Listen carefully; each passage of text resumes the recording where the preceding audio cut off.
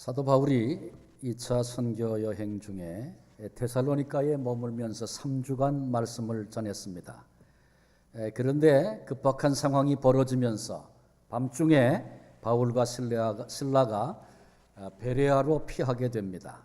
많은 그리스도인들이 일어나게 됐을 때, 열매가 맺혔을 때 시기하는 유대인들로 말미암아서 이런 일들이 벌어집니다. 불량배를 동원하고 야손의 집에 침입하여 신변의 위협을 느끼기까지 했습니다. 본문은 베레아에서 되어진 일을 우리에게 소개해주고 있습니다. 한국 교회는 베레아 그러면 김기동 혹은 귀신론 이런 이야기들을 연상을 합니다. 한국 교계에 끼쳤던 해악이 크기 때문에 그렇습니다. 그런데 그 옛날 베레아 성도들이 이런 얘기를 들으면 굉장히 기분이 언짢아할 것 같아요. 왜냐하면 베레아에 있는 성도들은 아주 훌륭한 성도들이었기 때문에 그렇습니다. 베레아라고 하는 지역은 데살로니가로부터 서남쪽으로 72km 정도 떨어진 곳입니다. 오늘 이 아침에 베레아에서 되어진 일, 어떤 일들인가 함께 살피면서 주시는 은혜를 나누려고 합니다. 먼저 바울의 포기하지 않는 그 열정에 대한 이야기를 나누고 싶습니다. 10절에 보니까 밤에 형제들이 곧 바울과 실라를 베레아로 보내니 그들이 이르러 유대인의 회당에 들어가니라. 바울 일행이 베레아에 가서 제일 먼저 한 일이 뭐라고요? 그들이 제일 먼저 한 일은 유대인의 회당을 찾아간 것입니다. 데살로니가 바로 직전에 겪었던 일, 그 경험을 한번 생각해 보십시오. 회당에 가서 복음을 전할 때 많은 그리스도인들이 일어났죠. 그건 열매였습니다. 보람이었습니다. 기쁨이었습니다. 그런데 문제는 복음을 듣고도 믿지 않던 많은 유대인들이었습니다. 많은 사람들이 주님께로 돌아오는 모습을 보고 시기하는 마음이 생겨졌습니다. 그래서 불량배를 동원하고 바울 일행이 머물렀던 야손의 집을 침입하고 그래서 더 이상 그곳에 거할 수 없는 그런 위기를 겪게 됐습니다. 회당에 있는 유대인들이 문제를 일으키지 않았다면, 그들만 아니었다면 바울 일행은 데살로니가에 좀 더 머물면서 교회를 온전하게 세우는 일, 그리고 지역을 복음화하는 일에 구체적인 사역을 할 수 있었을 것입니다. 그런데 이 같은 유대인들 때문에 피해서 베레아로 올 수밖에 없었습니다. 이런 일을 경험했던 바울과 그 일행이 베레아에 도착하자마자 또다시 한 일은 유대인의 회당을 찾아간 일이었습니다. 우리가 그간의 바울의 선교 여행을 살피면서 바울은 유대인들의 회당, 흩어진 디아스포라, 전 세계에 나가 있는 지역에 있는 유대인들이 만들어 놓은 회당에 찾아가서 그곳에서 거룩한 삶을 추구하고 있는 이들에게 먼저 복음을 전하는 것, 동족에게 먼저 복음을 전하는 것, 이미 하나님 말씀 앞에 마음을 열고 있는 이방인들에게 복음을 전하는 것, 이것이 소중한 선교의 전략이라고 그렇게 생각을 하게 되었고, 그리고 그 비전을 가지고 제일 먼저 가는 곳이 회당이었습니다. 그런데 갈 때마다 얼마나 많은 어려움을 겪습니까? 그런데도 바울은 포기하지 않고 또 베레아에서 유대인의 회당을 찾아갑니다. 아마 그런 마음이 바울에게 있었던 것 같아요. 물론 자기 동족에게 최우선적으로 복음을 전한다, 그 마음이 있었고요. 또 한 가지는 바울 자신이 사울이었을 적에 율법주의자 아니었습니까?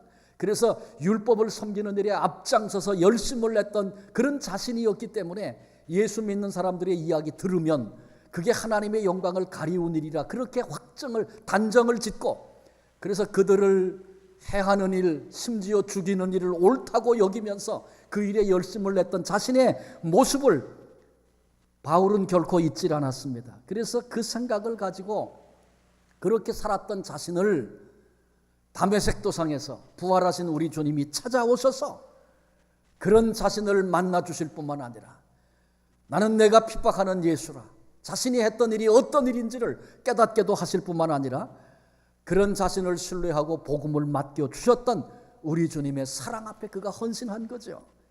지금 괴롭히는 유대인들, 방해하는 유대인들을 볼 때마다 바울의 마음에는 나는 옛날에 더 했는데, 아마 이게 바울의 생각이 아니었나 싶습니다. 그런 마음 때문에 지금 그토록 방해하고 괴롭히는 유대인들의 그 행동이 이해가 되기도 하고, 그리고 그들을 긍휼히 여기는 마음도 있었을 것입니다. 나도 복음 앞에 눈이 열리고 나니까 이렇게 살 수 있는데 저 사람들도 복음 앞에 눈만 열리면 새로워지는 존재, 하나님 앞에 사명을 감당하는 그런 존재가 될 텐데, 이게 바울이 그들을 바라보는 눈길이 아니었겠는가 생각이 됩니다.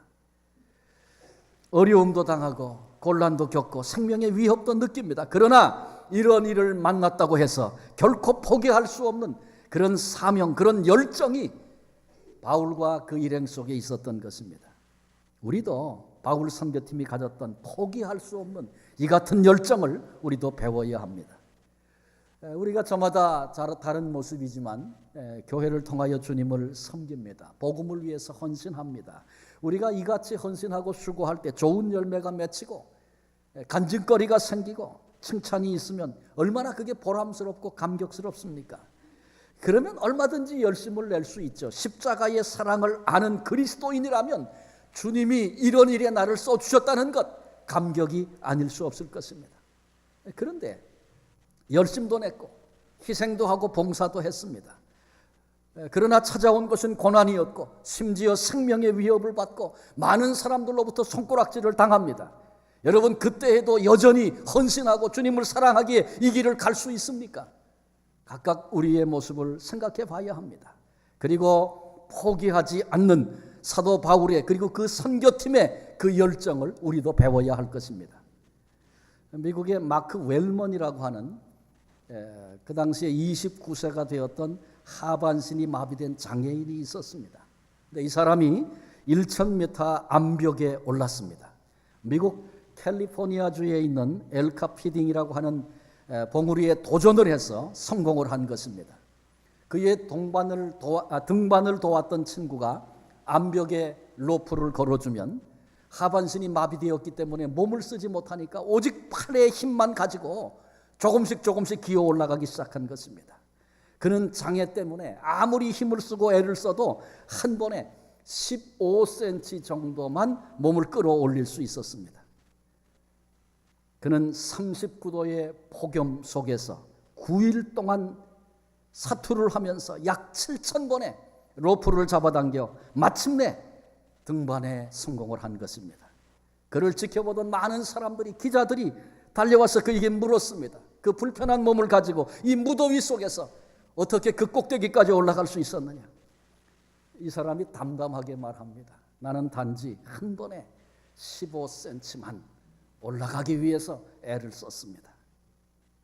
욕심을 내지 않고 현재 자기가 할 수 있는 능력만큼 차근차근 한 걸음씩 옮겼을 때에 전혀 불가능해 보이던 그 일도, 암벽을 등반하는 그 일도 성공할 수 있었던 것입니다.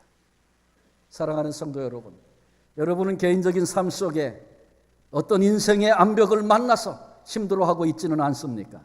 힘들다고 해서 인생의 등반을 포기해서는 안 됩니다. 한 번에 15cm만 끌어당기는 그 일을 오늘 감당하면 됩니다.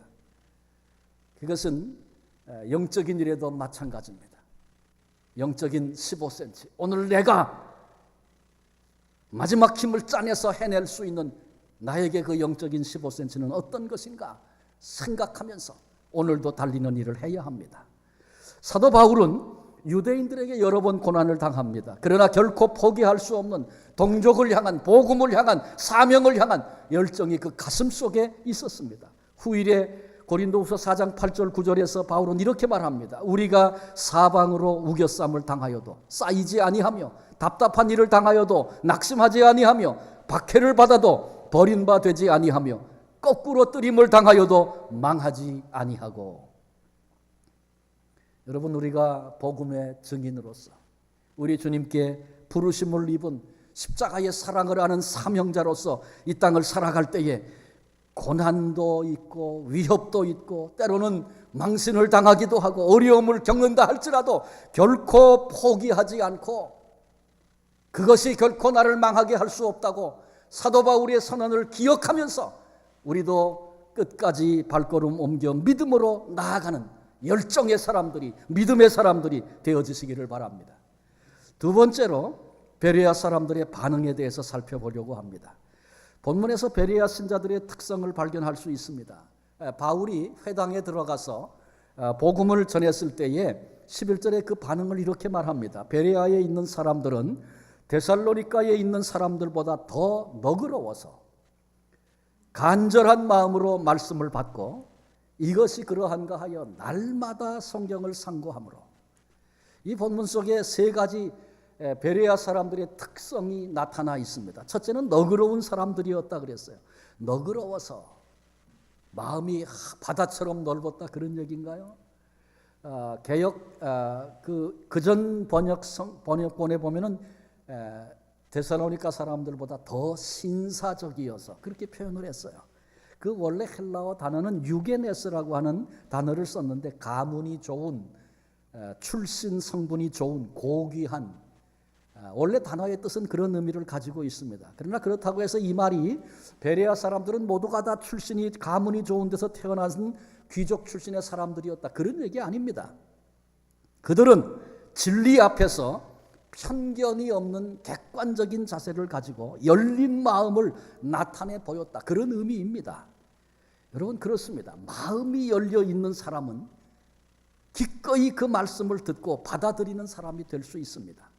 그런가 하면 편견과 고집을 가진 사람은 생명의 말씀을 들어도 받지 못합니다. 어떤 사람은 얘기도 해보기 전에 인상만 척 보고 판단을 다 합니다.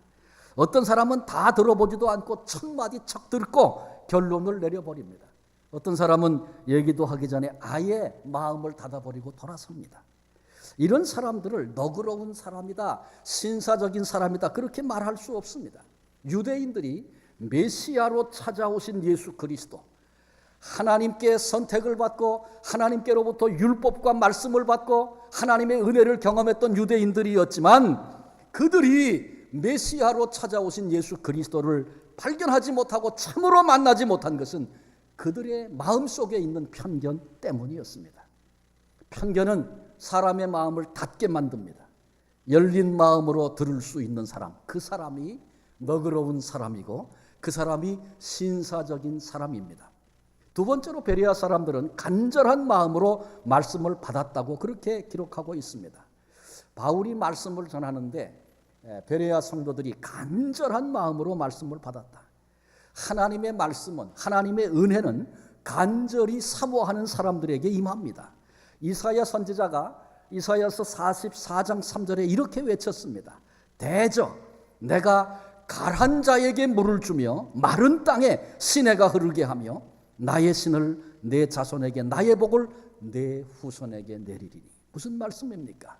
가란 자, 목이 말라서 갈증이 생겨서 물 한 모금을 생수를 마시지 않으면 죽을 수밖에 없는 시냇물을 찾아 헤매는 목마른 사슴 같은 그런 심정, 땅이 벌썩 말라 쩍쩍 갈라지는 그런 상황을 한번 머리에 그려보십시오. 얼마나 단비가 그립고 물이 그립습니까? 그런 정도의 갈급함을 표현하고 있는 그런 표현입니다. 그런 갈급함, 그런 목마름을 가진 이들에게 하나님의 신을 내 자손과 나의 복을 내 후손에게 내리리라 하나님이 그렇게 말씀하십니다. 그래요. 우리 하나님은 사모하고 갈급하고 하나님의 말씀이 아니면, 하나님의 은혜가 아니면, 하나님의 인도하심이 아니면 나는 살 수 없습니다. 우리 가정이 하나님의 은혜가 아니면 안 되겠습니다. 우리 아이들 하나님의 은혜로 붙잡아 주시지 않으면 안 되겠습니다. 이 목마름을 가진 자들에게 하나님이 은혜를 주신다는 거죠. 오늘을 살고 있는 인생들이 한 끼 두 끼만 밥을 굶어도 어쩔 줄 몰라 합니다. 무슨 수를 써서라도 먹어야죠. 먹자고 하는 일인데. 그런데 육신의 양식은 그럴 줄 알면서 영적으로는 굶주려 죽게 되어도 내가 얼마나 비참한 상태에 있는지 깨닫지도 못하고 아무렇지도 않게 오늘을 살아가는 그런 일들이 얼마든지 있습니다. 비극 중에 비극이 아닐 수 없습니다. 우리도 하나님의 말씀을 베레아 성도와 같이 갈급함으로 목말라함으로 사모할 수 있는 복된 성도들이 되시기를 바랍니다. 세 번째로 베레아 성도들은 이것이 그러한가 하여 날마다 성경을 상고했다고 기록해 주고 있습니다. 들은 말씀, 바울로부터 들은 말씀이 사실인지 성경을 통해 살펴보고 질문해보고 확인했다, 그런 얘기입니다. 이 말은 바울의 말이 잘 믿어지지가 않아서 그래서 그랬다는, 의심을 했기에 그랬다는 것이 아닙니다. 들은 그 말씀이 성경에서는 뭐라고 말씀하고 있고 어떻게 설명하고 있는가, 말씀으로 확증하고 있는 그들의 모습입니다. 마음이 열렸다는 것은 무슨 얘기든지 그냥 믿으라는 그런 말이 아닙니다. 그런 사람이 있다면 그 사람을 귀가 얇은 사람이다, 그렇게 말합니다. 그리고 그 일 때문에 인생에 수없이 여러 번 어려움과 고난을 겪게 됩니다. 어떤 말을 들으면 적어도 이것이 믿을 만한 얘기인지 아닌지를 살펴보라는 것이죠. 그런데 베레아 교인들이 이와 같았습니다. 매일 모여서 들은 말씀, 성경적으로 사실인가 아닌가 살펴보았습니다. 바울이 의도했던 것이 뭡니까? 회당에 적어도 하나님의 말씀을 받은 사람들에게 구약 성경이 말씀하고 있는 어린 양 메시아, 하나님이 약속하신 그분이 바로 우리를 찾아오신 예수 그리스도입니다. 그분이 우리를 대신하여 죽으신 예수 그리스도입니다. 6월절 어린 양을 말씀을 확인하면서 주님이 이렇게 죽으셨구나, 우리를 위해서 우리를 살리시려고, 죽음의 권세로부터 우리를 풀어 자유케 하시려고 주님이 이렇게 죽으셨구나, 말씀을 확인하면서 그 사실이 알아지기를 바울은 그토록 원했던 겁니다. 그런데 놀랍게도 베레아 성도들이 말씀으로 날마다 확인하면서 그렇군요, 그래서 하나님이 구약의 모형과 같은 이런 사건을 주시고 우리에게 이런 은혜를 주셨군요, 그들의 눈이 열려서 이렇게 고백하게 된 것입니다. 마음을 열어서 듣고 그리고 살펴보면 믿도록 되어져 있습니다. 로마서 10장 10절은 이렇게 말합니다. 믿음은 들음에서 나며 들음은 그리스도의 말씀으로 말미암았느니라. 하나님의 말씀을 사모하고 그리스도의 말씀을 귀 기울여 듣고 그 말씀을 묵상하고 말씀대로 살아보려고 하는 그 사람에게 참된 믿음이 생겨지고 그 믿음으로 오늘을 살게 되고 그런 것입니다. 그러니 말씀을 사모하고 듣는 일 대단히 중요합니다. 누구든지 열린 마음을 가지고 예수 그리스도의 십자가의 죽음, 예수 그리스도의 부활, 사실인지 아닌지 살펴보면 깨달아지고 믿도록 되어져 있습니다. 빈 무덤. 당시 로마 군인들이 그리고 정치적인 세력들이 종교적인 힘을 가진 사람들이 예수님이 십자가에 죽은 다음에 장사 지내고 그리고 무덤을 돌로 덮은 다음에 그것에 봉인을 했습니다. 그리고 군인이 조를 짜서 지켰습니다. 그런데 예수 그리스도의 부활을 봉인한 그 바위가 막을 수 없었고 무덤을 지키는 군인들이 막을 수 없었습니다. 주님은 부활하셨고 그리고 부활하신 주님을 만났던 여러 사람들을 통해서 주님이 다시 사셨다는 이 부활의 소식이 불처럼 전 지역에 번져나가기 시작했습니다. 이걸 제일 싫어하는 사람들이 아까 말씀드렸던 로마 군인들, 로마 정부, 유대 종교 지도자들, 권력과 힘을 가진 사람들이었어요. 그들은 심지어 예수님을 십자가에 못 박아 버렸던 그런 사람들이었습니다. 근데 그들이 했던 거짓말처럼 만일 제자들이 예수님의 시체를 훔쳐가서 부활했다고 그렇게 거짓 소문을 내고 있는 것이다, 그들이 말했던 것처럼 그랬다면 제자들을 잡아들이면 되죠. 그리고 무슨 수를 써서라도 예수 그리스도의 시체를 가져다가 여기 시체가 있다고 내놓으면 이 불은 한 번에 꺼지게 돼 있습니다. 그러나 그들은 할 수 없었습니다. 왜? 제자들을 잡지 못해서 그랬습니까? 그들의 힘이 적어서 그랬습니까? 아닙니다. 부활하신 주님의 시체를 어디서 만들어낼 수 있습니까? 불가능한 일이었습니다. 뿐만 아니라 제자들의 변화를 보아도 틀림없습니다. 그들은 겁장이가 돼서 상황이 바뀌고 세력이 권세를 가진 자들이 예수님을 잡고 그리고 점점 이상해질 때 그들은 두려운 마음에 그만 다 도망을 가버리고 말았습니다. 예수님의 십자가의 죽음도 지켜드리질 못하고 도망가는 그런 사람들이 됐습니다. 그런데 어떻게 주님의 죽음도 지켜드리지 못했던, 장사도 지내지 못했던 그 나약한 제자들이 어떻게 일어나서 예수님이 부활하셨다고 부활의 증인이 되어져서 그 일을 위하여 마지막에는 자신의 생명까지 내놓을 수 있는 그런 삶이 가능했습니까? 그것은 오직 하나 예수님의 부활로부터 시작된 놀라운 역사였습니다. 우리 주님의 십자가의 죽음, 죽음의 권세를 깨뜨리고 다시 사신 부활, 그리고 그 주님이 말씀하신 대로 다시 오시는 재림의 이야기들, 다 저와 여러분 우리를 위해서 주님이 행하신 일들입니다. 나를 대신해서 죽으셨고 다시 사심으로 우리에게 산 소망을 주셨고 다시 오시마 약속하심으로 절대로 낙심하지 말고 이 땅을 믿음으로 살라고 주님이 오늘도 우리를 격려하고 계신 것입니다. 12절에 보니까 그 중에 믿는 사람이 많고 또 헬라의 귀부인과 남자가 적지 아니하나. 베레아 교인들이 너그러워서 신사적이어서 간절한 마음으로 말씀을 받고 이것이 그러한가 하여 날마다 성경을 상고한 결과입니다. 많은 사람들이 예수를 믿게 되었다. 이건 당연한 결론이었다. 그렇게 생각이 됩니다. 이제 마지막 세 번째로 생각할 것은 사탄의 방해입니다. 사탄의 방해. 베레아에서 많은 사람들이 예수님을 믿게 되는 풍성한 열매가 맺혔습니다. 그러나 그 사역 또한 그렇게 순탄하지만은 않았습니다. 또다시 신변의 위협을 느끼게 됩니다. 왜 그렇습니까? 이 일을 가장 싫어하는 존재가 있어요. 이 일은 뭐예요? 복음을 듣고 예수님께로 돌아와 그리스도인이 되는 구원을 받는 일입니다. 그것을 가장 싫어하는 자가 누구예요? 사탄입니다. 사탄이 제일 싫어하는 거죠. 그래서 사탄이 계속적으로 복음 증거하는 일을 방해합니다. 우리가 전도하려고 해도 마찬가지예요. 우리가 복음을 전하고 불신하는 사람을, 마귀에게 붙잡혀 있던 사람들을 빼내서 그리스도께로 인도하려고 하면 사탄이 방해하도록 그렇게 돼 있는 것입니다. 그런데 본문의 사탄은 유대인들을 통해서 이런 일을, 그들을 충동질하고 분노를 일으키고 그래서 지금 이런 일들을 지금 하고 있는 거예요. 13절에 보니까 데살로니가에 있는 유대인들은 바울이 하나님의 말씀을 베레아에서도 전하는 줄을 알고 거기도 가서 무리를 움직여 소동하게 하거늘. 데살로니가에서 불량배를 동원해서 바울 일행을 괴롭히던 사람들이 베레아까지 쫓아와서 소동을 일으켰다는 얘기입니다.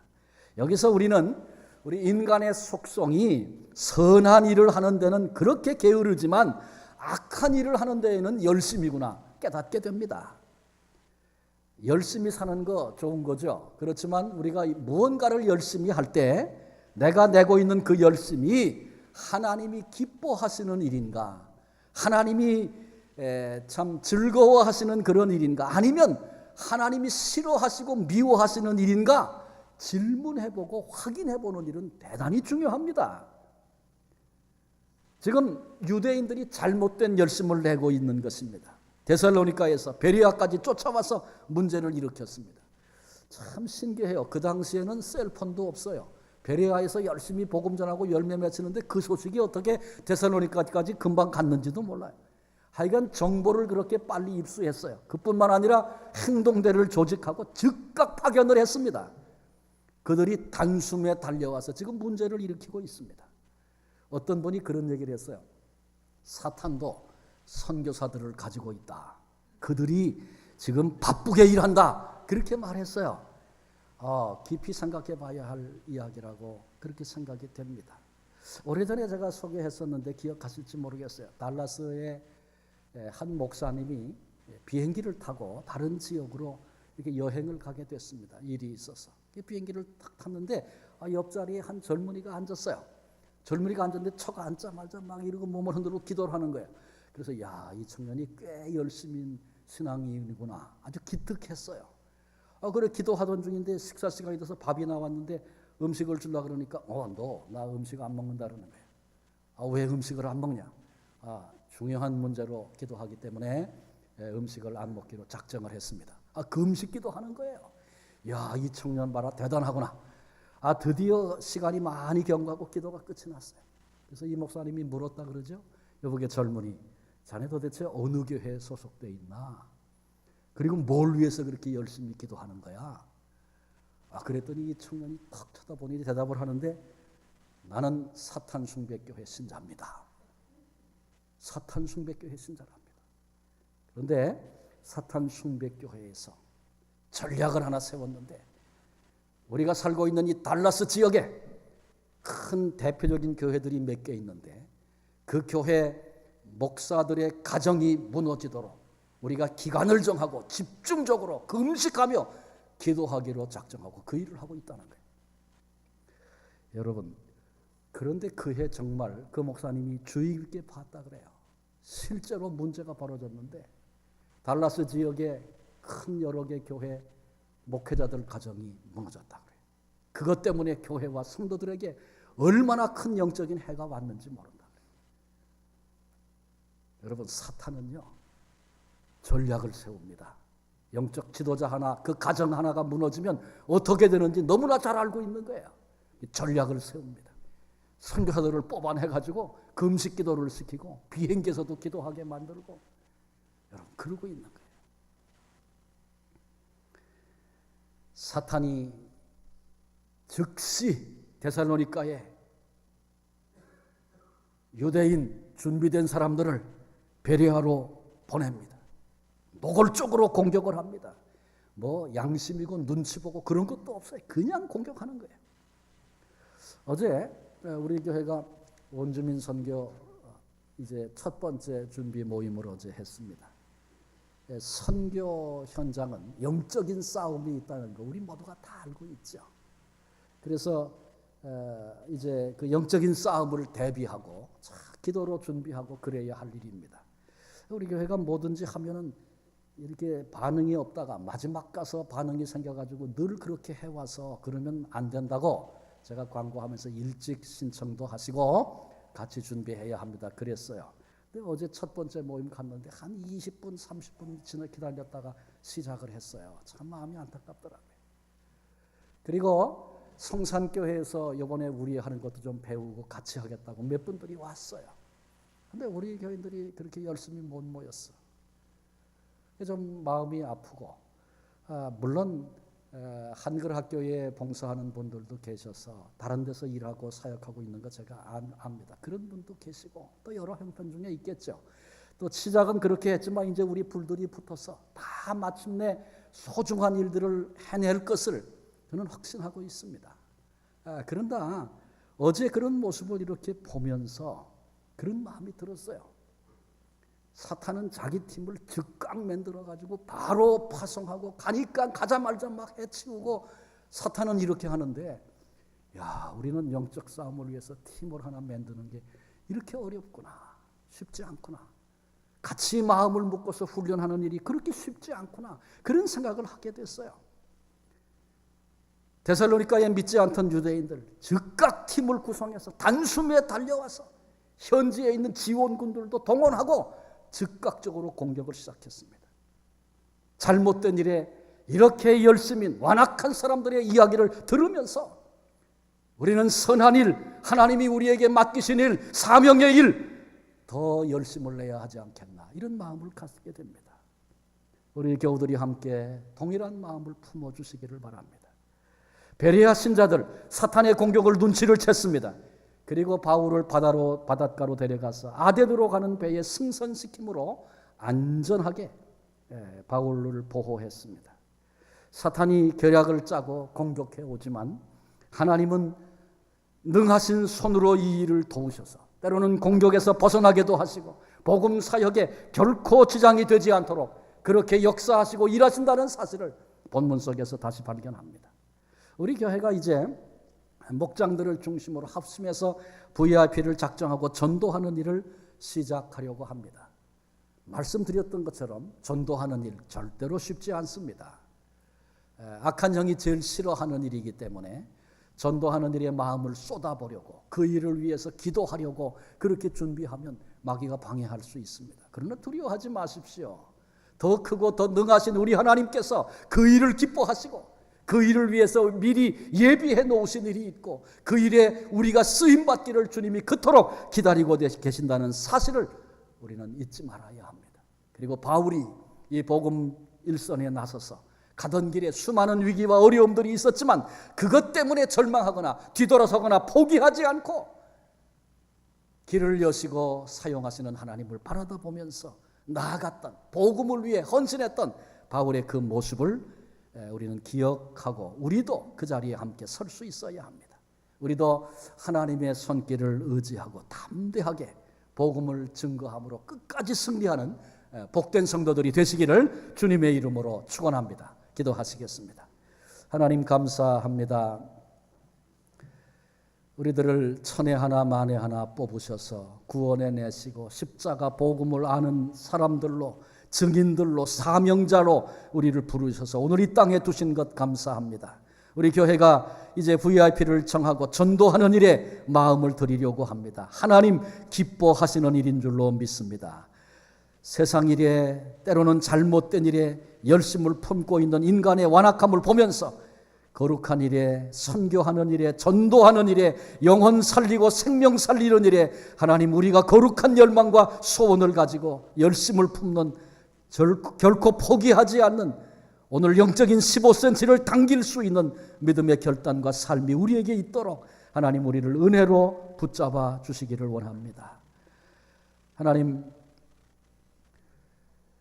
이 순간에도 이 땅에 복음을 듣지 못하고 상관없는 자리에서 멸망과 어둠을 향해 나가는 이들이 수없이 많이 있는데, 주여 우리의 눈을 여사 저들을 보게 하시고 우리 속에 거룩한 열망들이 불처럼 일어나게 해주시고, 하나님 앞에서 이 귀한 사명 감당하여 죽을 자가 살아나는 생명의 역사를 주님 안에서 함께 경험할 수 있도록 주님 우리를 붙들어 주시옵소서.